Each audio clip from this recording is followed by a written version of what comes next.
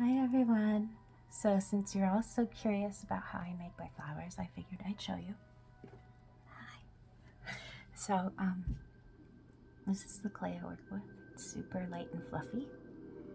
So for the centers, I take a bit, I smash it, and this is going to be a bigger flower. So then I just roll it, and I try to get that nice little like swirl that you get on the inside part of a rose. And the best way I've found to do that is to get like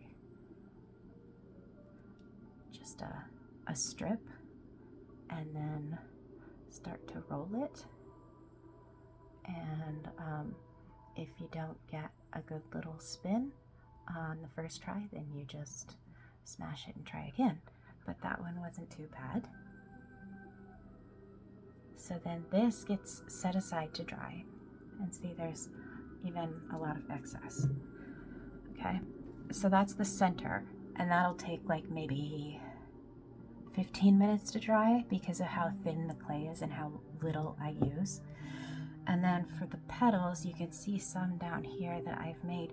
I take tiny little balls of it, of this clay, and I smash and drag.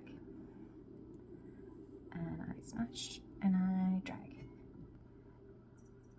And I make maybe a dozen of these little petals at a time because they will dry in about, they will be tacky but liftable in about 5 minutes. And if they are too dry, they won't stick. If they're too wet, they don't lift up. Now some of these are over here are a little on the drier side, so I think I can show you. So I've got this little swirly right here, which is already dry.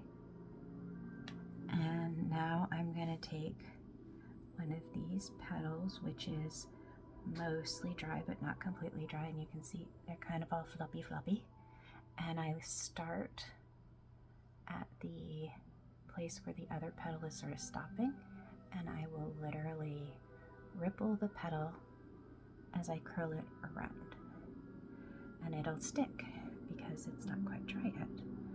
And then I'll grab another little floppy and start on the next little one. And I just keep building from there, and sometimes I have little ones that look like actual petals, and I can just stick those ones like that. But they need to be a little bit tacky to stick, but dry enough that the petals won't all automatically fall in and adhere to each other, because otherwise you don't get the nice separation of the petals. But as you can see, see, I even tore this one, and it doesn't matter. I just stick it on right there. And I go until it looks like it's got a pretty even distribution.